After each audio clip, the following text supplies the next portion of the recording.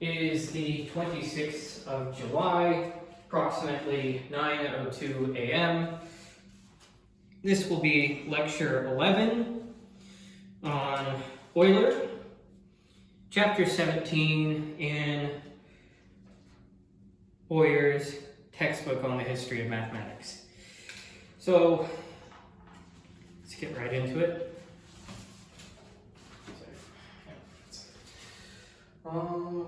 Yeah, just gonna stick to this marker for now, and if it doesn't, there we go.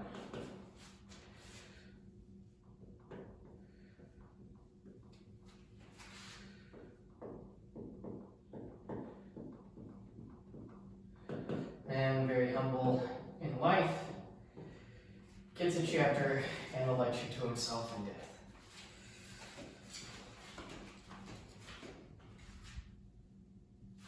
It's not too bad. Okay.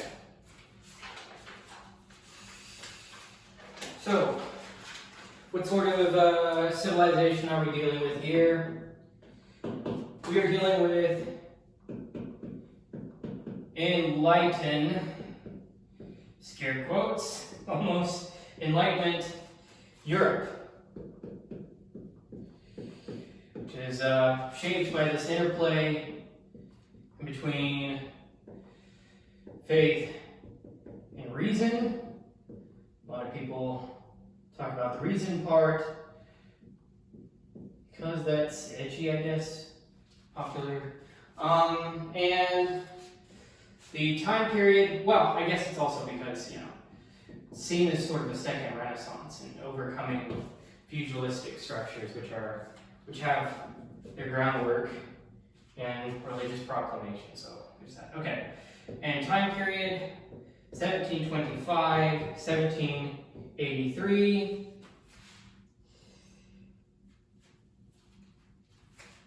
And who are we discussing today? Who's the significant figure? Who's the name on the board? That is, of course, Leonhard Euler. Euler's mathematics did not emerge from abstraction alone. It was the child of devotion.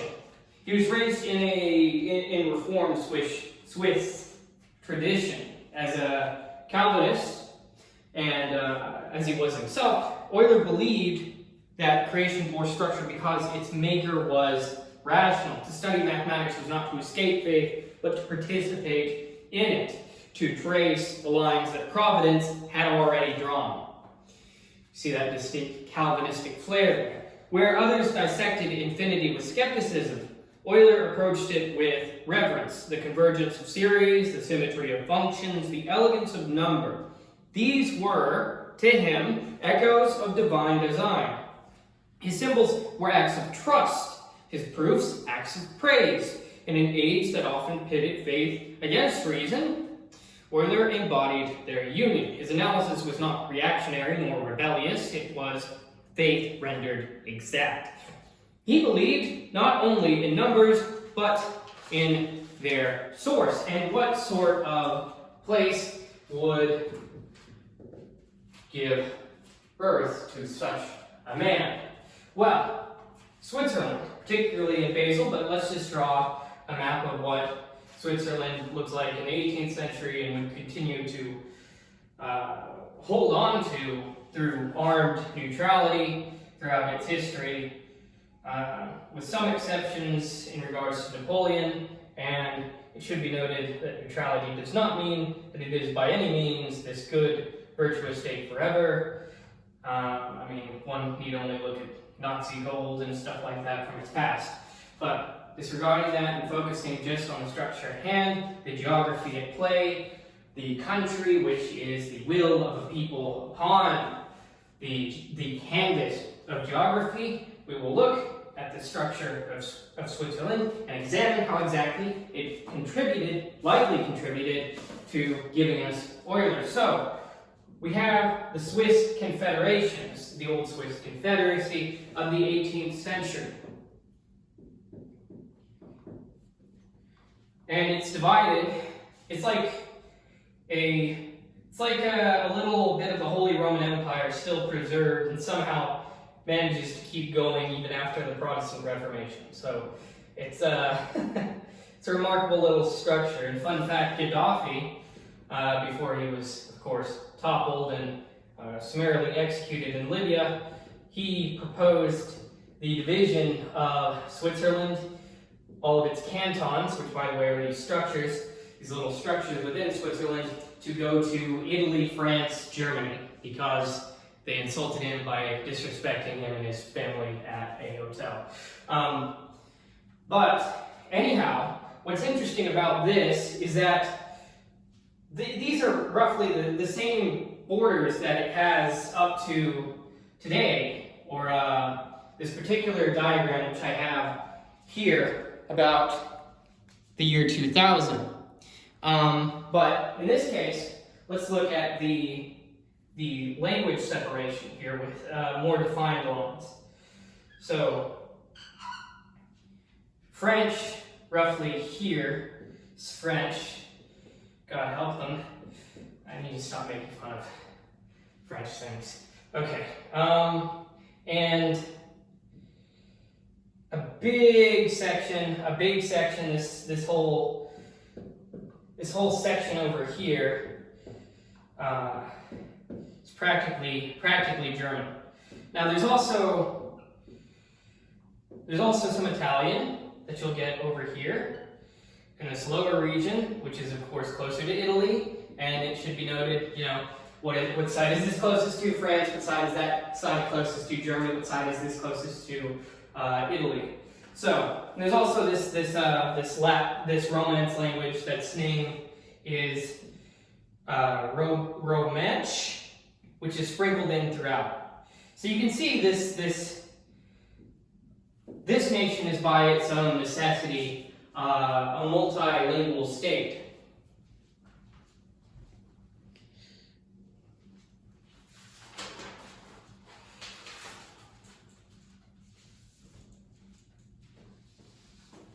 Now, what this means for Euler in terms of what he would later become from his birth onward is, I think, quite obvious once we get into his story.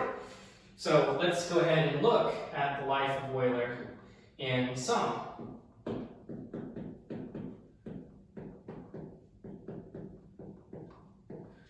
Euler? No, Euler. So Leonhard Euler was born in Basel, Switzerland on April 15th, 1707 into a Calvinist household shaped by Reformation values. His father, Paul Euler, was a Protestant pastor who intended Leonhard for the ministry. The young Euler absorbed rigorous theological and philosophical training before being allowed to study mathematics at the University of Basel at age 13 under the family's close friend Johann Bernoulli. So he's born in 1707. He's born into Calvinist family.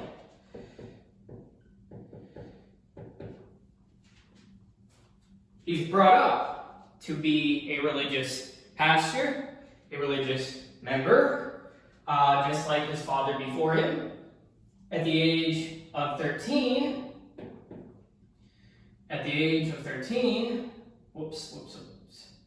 he goes on to study math at Basel, at the University of Basel. So he was already immersed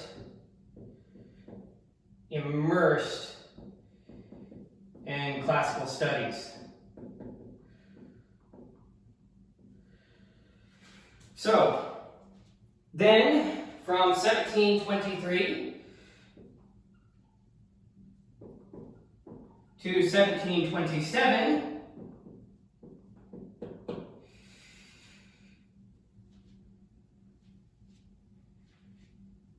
he studies at the University of Basel. He continues his study at the University of Basel. He immerses himself in Latin theology and Cartesian mechanics. So, break away from what's classically studied here onto Calvinist, sorry, not Calvinist mechanics, Cartesian mechanics. Should be important to note that this is under Johann Bernoulli.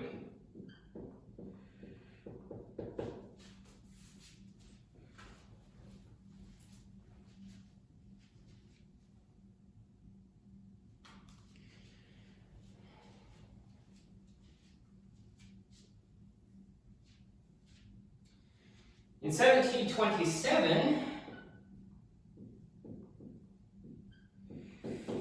he's invited to the St. Petersburg Academy of Sciences in Russia. And this was, of course, under the guise of working in medicine and physiology.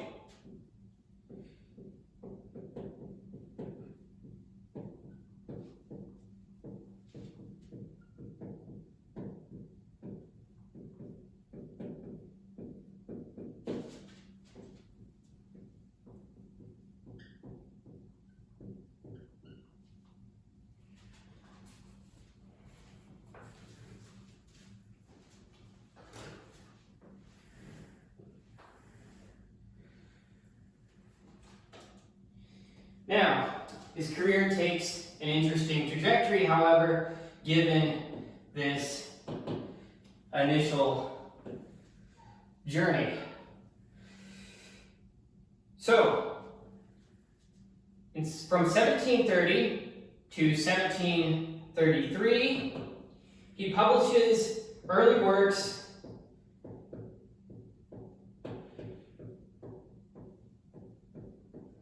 on mechanics and he becomes a professor of physics.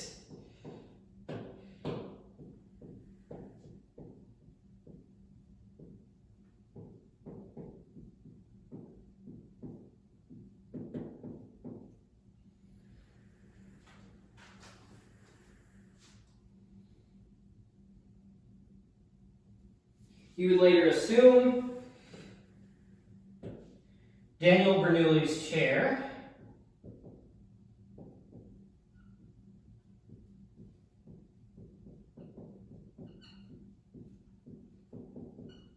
in mathematics.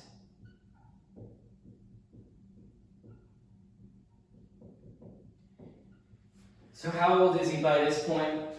He's got to be, at the oldest, 26 years old, and this is what he's got, which is, wow, pretty good.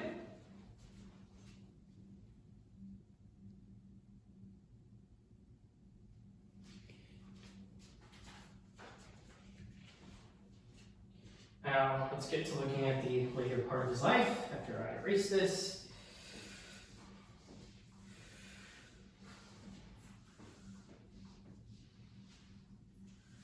I think, okay, there we go. In 1735,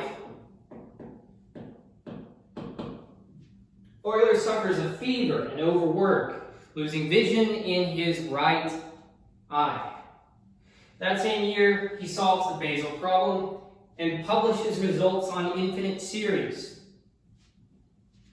He also has a family by this point.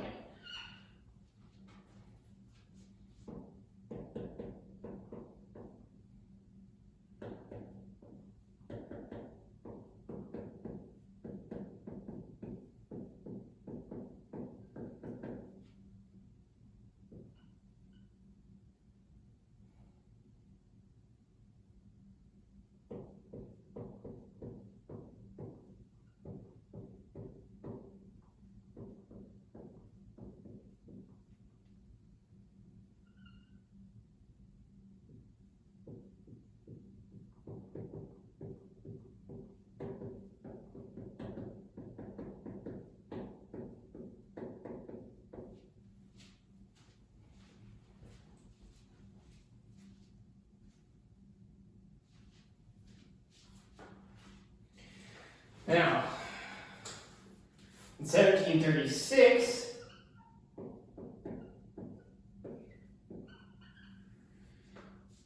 publishes the Mechanica,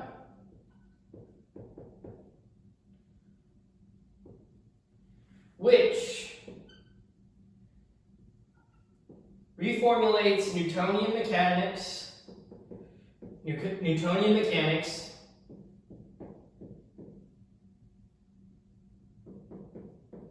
into analytic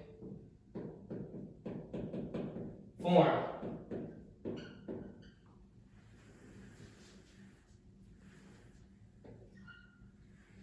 From 1738 to 1740,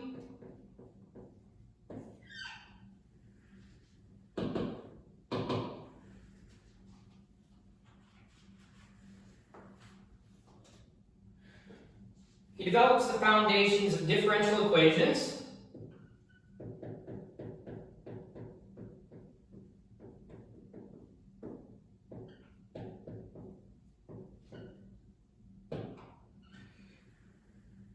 And publishes on naval architecture. So yeah, we see here that Euler is by no means just restricted to the clouds. He's also down on the ground, solving problems there as well. And optics. He's both pure and applied, able to comprehend what's up there in the stars, up there in clouds, but also appeal to the needs of the average laborer, I guess. Average laborer? I don't know, maybe. But just more closer to the ground. It's a reflection of his humble personality, but also brilliance.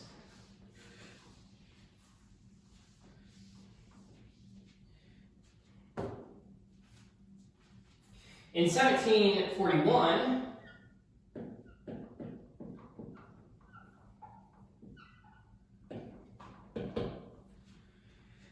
Euler accepts an invitation to Berlin Academy from Frederick the Great.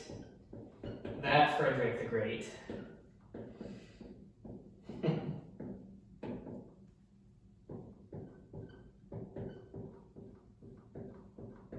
Now, putting aside the problems of Frederick the Great, he really did earn the title. He spends 25 years in Prussia and produces his most famous educational text in this time period. Within just 1 year. Then in 17, and to this next time that I'm talking about, which is 1748, in which he releases the Introductio in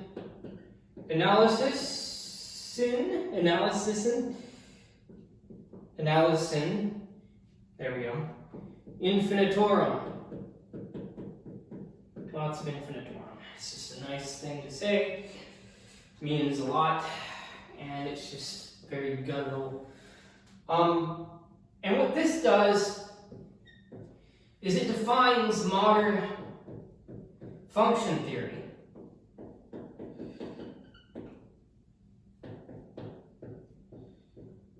And transcendental analysis.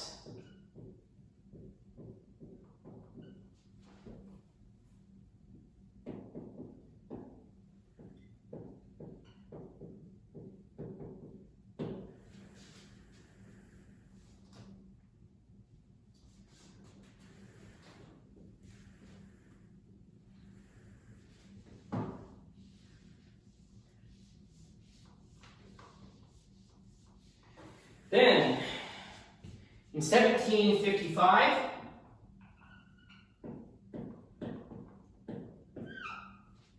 he publishes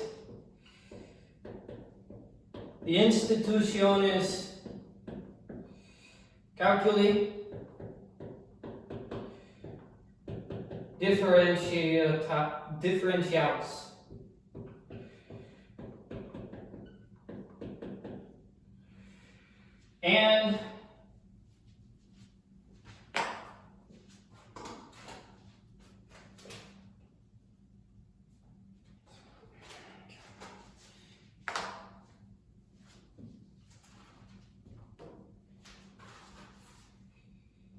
And the institutiones calculi integralis.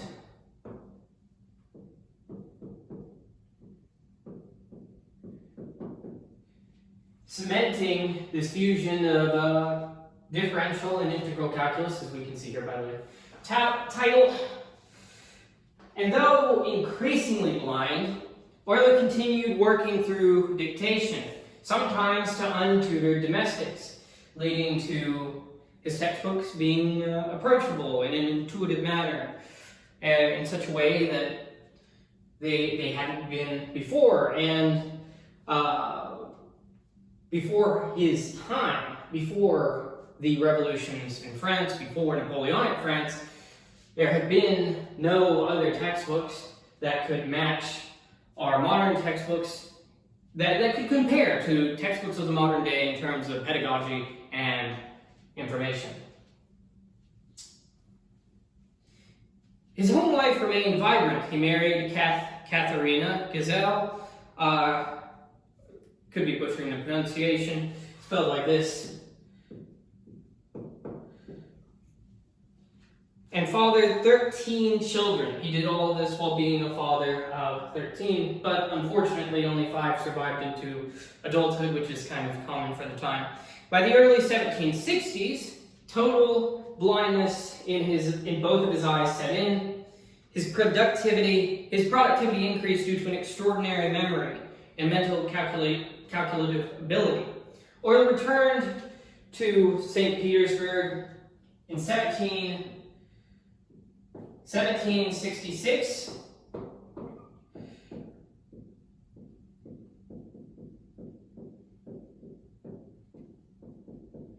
And he remained there until his death on 1783, after spending the morning discussing planetary motion and playing with a grandchild. He collapsed from a stroke while drinking tea. Definitely not the worst way to go. Far from one of the worst ways to go. It's better than mercury poisoning. So.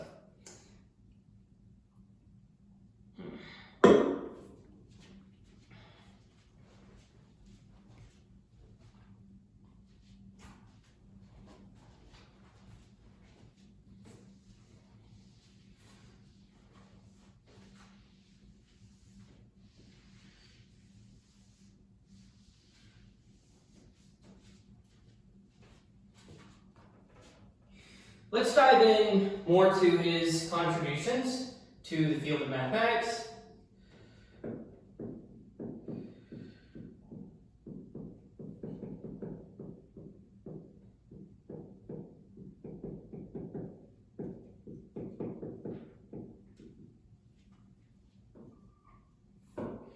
One, notation and symbolism.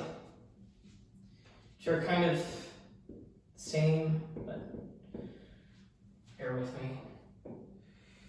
So, common notation, E for Euler's number, which he didn't name, I for imaginary numbers, this symbol here for pi, f of x to denote functions, this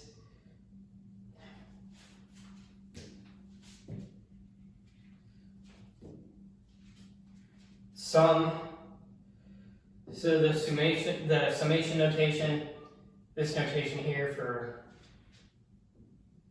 later stuff, and Euler's identity,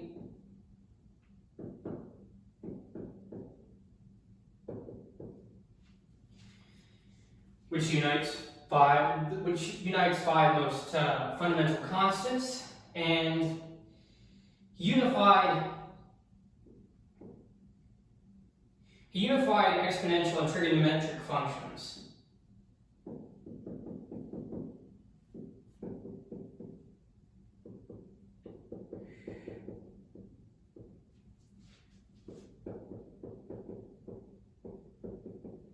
Via complex exponentials.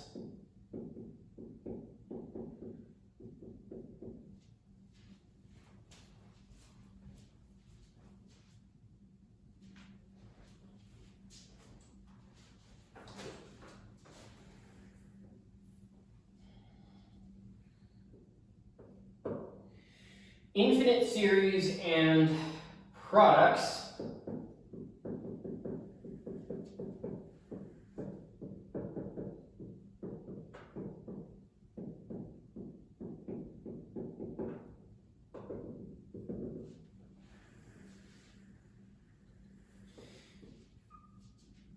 he summed 1 over n squared and found it was equal to pi squared over 6 using sign expansions.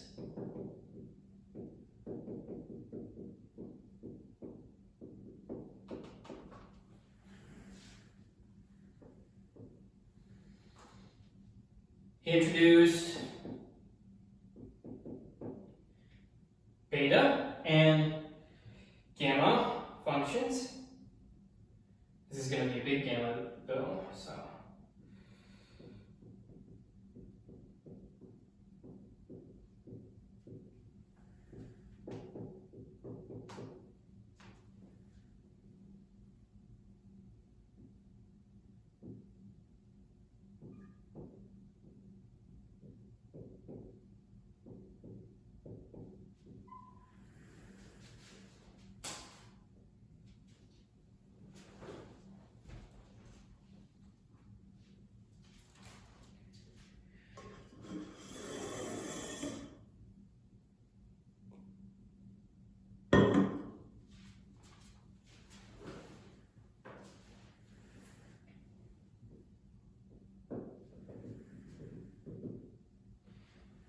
Differential equations.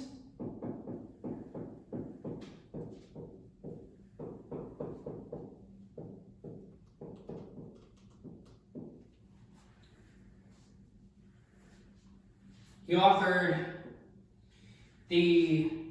we already mentioned it, the Institutiones Calculi Differentialis and Integralis. Formalized solving techniques,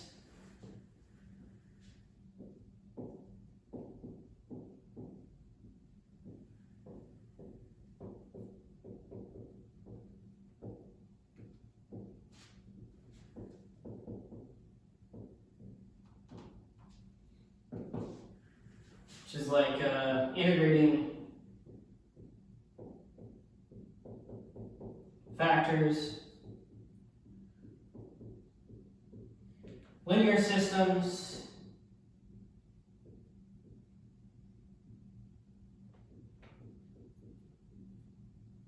and Riccati transformations.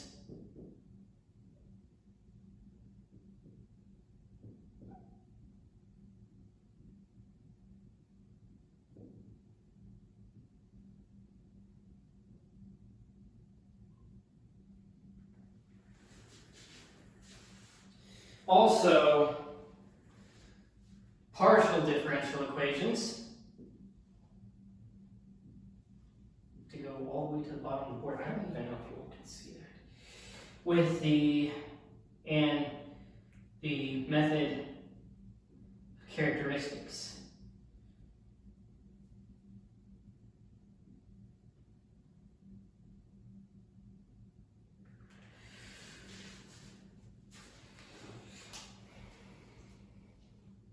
Yeah, okay. Which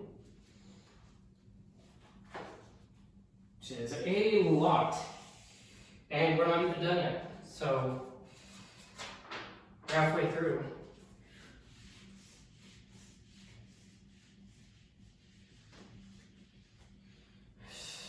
Oh,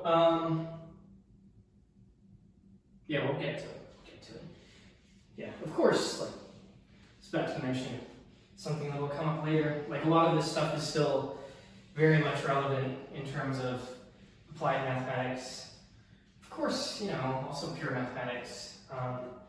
It's just branches have grown a lot more generalizing, which you would have liked, so we'll discuss that later.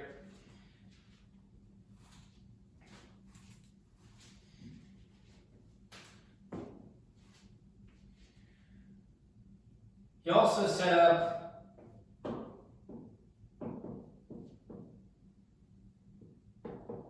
foundations of analysis,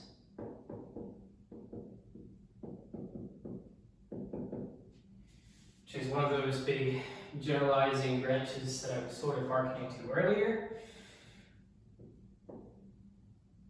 He defined functions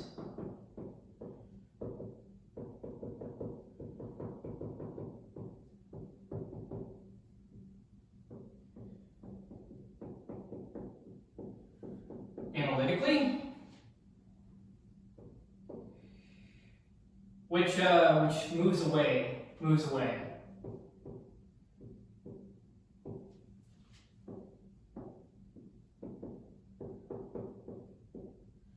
from just geometrically describing them.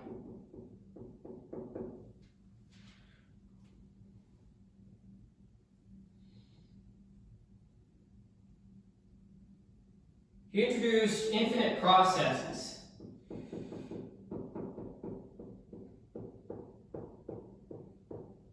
At the heart of analysis. So things like continuity, convergence, series. And he built a formal system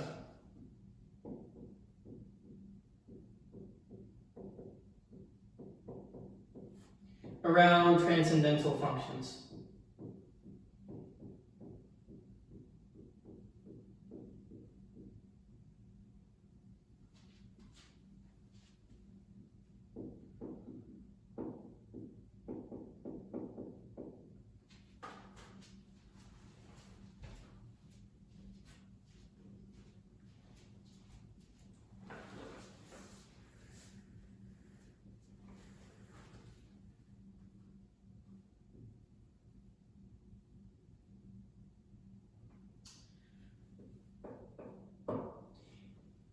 He also influenced geometry and coordinate systems.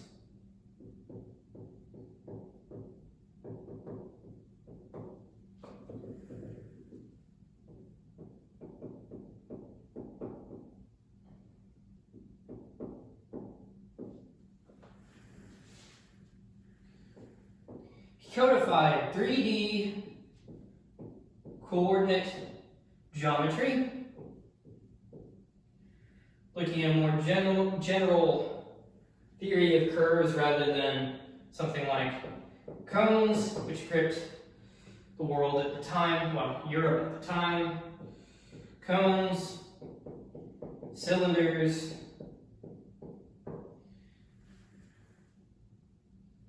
revolving surfaces.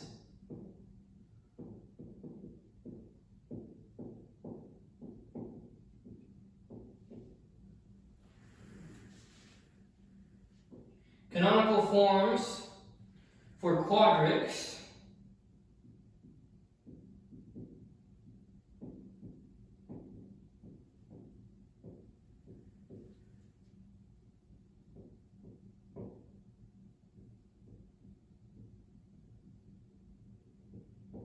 via axis rotation.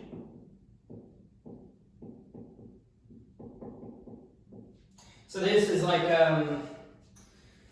ellipsoids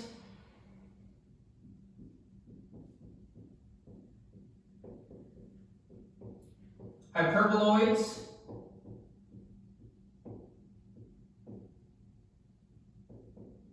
and paraboloids.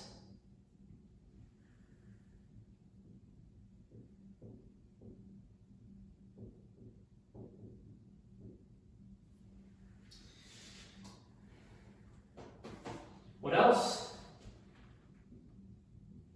Well, he popularized polar and parametric forms.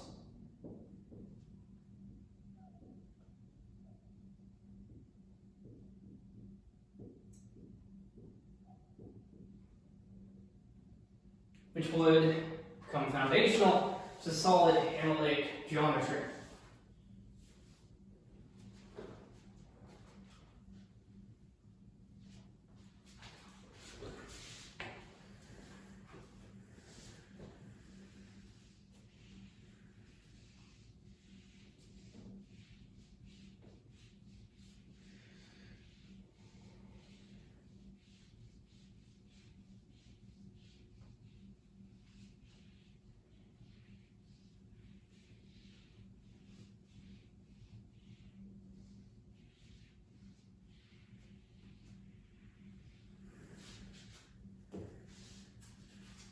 Now,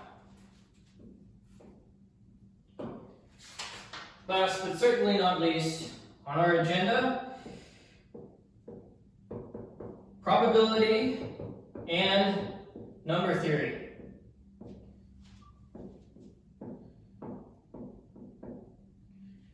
So, he developed early actuarial science. Oopsies. There we go. So this would include things like annuities, well, I should say, and annuities, lotteries, except he's not, doing weird stuff with them like Voltaire. Because that's an aspect of this time period with the French Revolution and the Enlightenment. It's like mathematics is being used a lot more domestically, so to speak. It's being used for looking at different social aspects. He also proved Fermat's little theorem,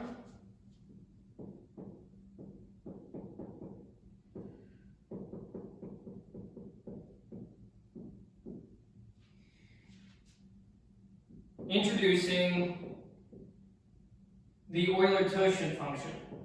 And this thing is still valuable today in terms of just the scale to sort of reflect how valuable this function is. It's used in RSA encryption, which is like what a lot of things still continue to run on. There's like some concerns about quantum computing being able to break RSA encryption, but relies on this thing called Shor's algorithm, which doesn't really work in a classical setting, so as far as computers are concerned. But yeah, just to show how forward-thinking this brilliant man was. He also explored primes, of course, as is the obligation of the number theory sense. Primes, amicable numbers, friendly numbers, no, amicable, specific thing. Amicable numbers and series linked to the natural log of the natural log of n.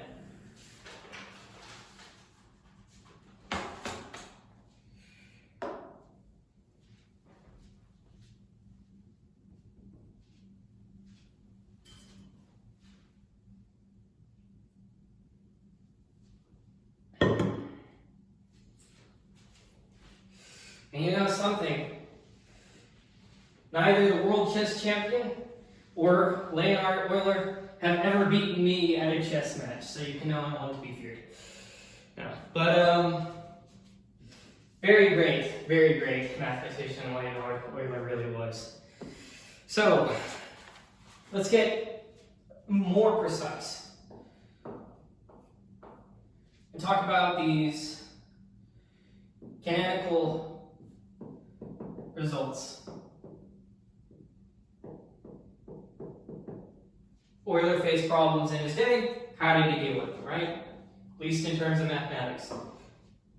Lord only knows how he was able to be a successful father and and do that. But we're talking about the mathematical part. So, what is the exact sum of the reciprocals of the squares? So mathematicians had failed for decades to resolve this sum of squares. Euler approached the sine function as an infinite product, and that's how he managed to solve it. That's how he managed to get this nice answer here, pi squared over 6. Sine function.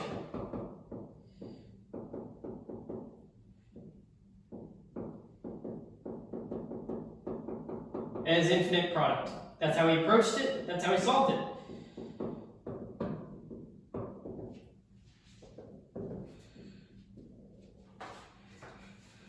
Now, next big question of his age. What is the true relationship between exponential and trig functions? Because I'm not going to write trigonometric and exponential every single time. I'm just going to write it as that. So by interpreting the exponential function with imaginary exponents, Euler unified two worlds in one elegant statement. E to the pi I x is equal to cosine x plus I times sine x.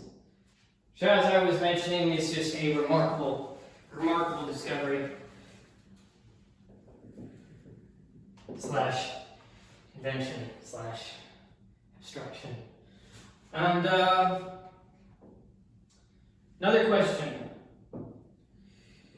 Can the structure of prime numbers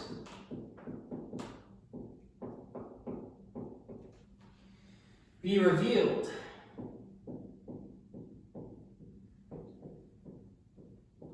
through series?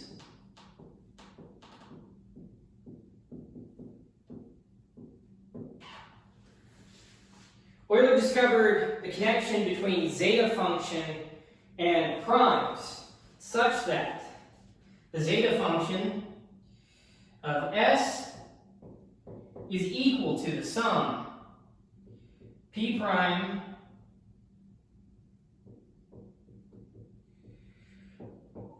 on 1 over 1 minus P to the negative S.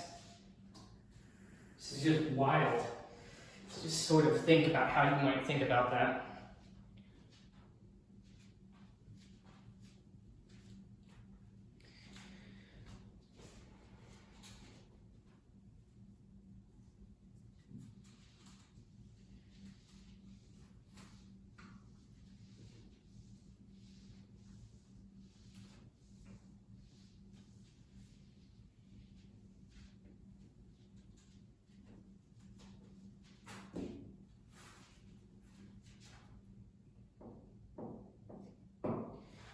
Next question.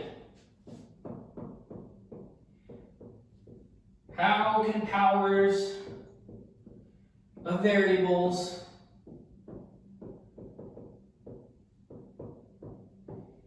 be differentiated?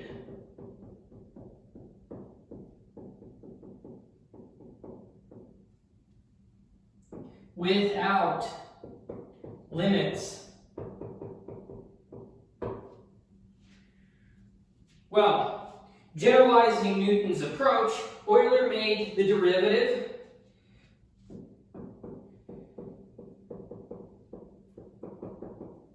formal and algebraic.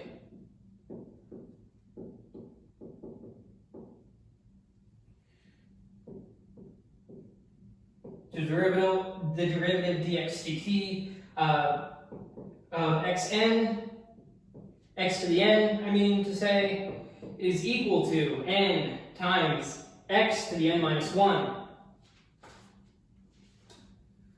You know, it's just the sort of thing that's accepted nowadays, but Euler found it.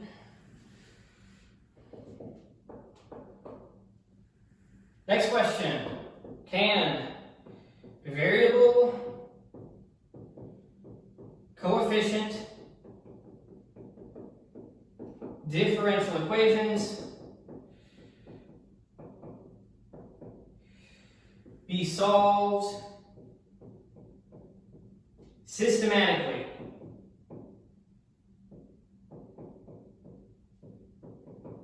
Euler's method and neat stuff like that. Well, Euler devised a class of solvable equations which now bear his name.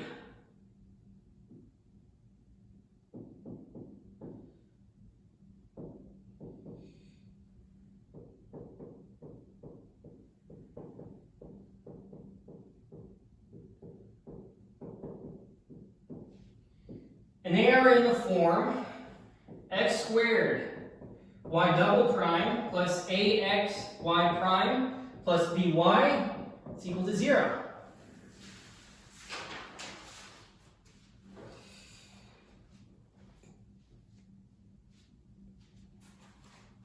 That just does about it. That just does it for this section. Now, let's look at this more broadly speaking in terms of what Euler built and what came after.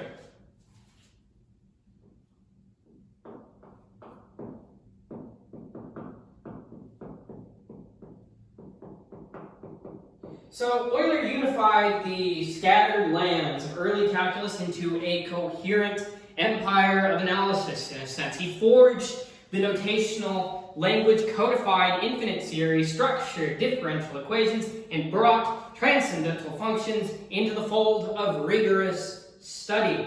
His synthesis made it possible to teach, generalize, and expand mathematics across Europe. Fault lines.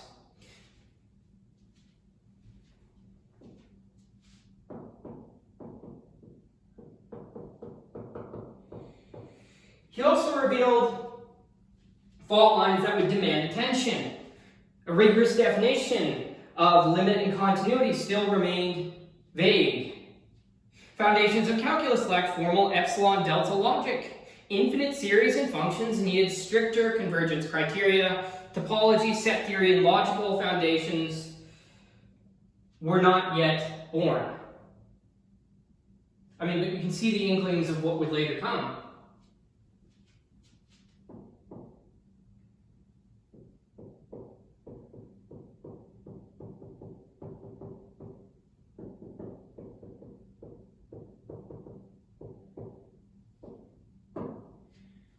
After Euler would come the next builders. Joseph Louis Lagrange formalized mechanics and pushed calculus further into abstraction. Carl Friedrich Gauss fused analysis with number theory and geometry. Austin Louis Cauchy brought rigor to limits and convergence. Bernard Riemann reconceptualized space integration and complex analysis. Karl Weierstrass gave analysis its final rigorous foundation.